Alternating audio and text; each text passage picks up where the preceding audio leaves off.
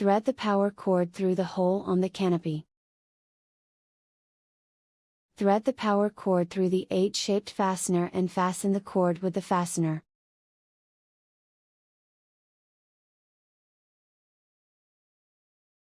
Connect the long black wire from the switch to the power cord L with a P3 wire nut and wrap the wire nut with insulated rubber tape.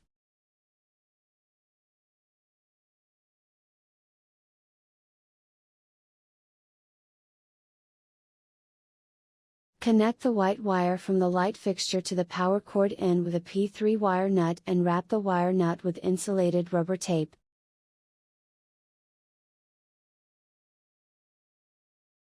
Mark the screw fixing spots on the wall, drill holes, and tap drywall anchors into the holes with a hammer. Align the holes on the canopy with the holes on the mounting plate and attach the mounting plate to the wall with the screws in the accessory pack. Loosen the screw for securing the green ground wire, wrap the ground wire onto the screw and then tighten the screw.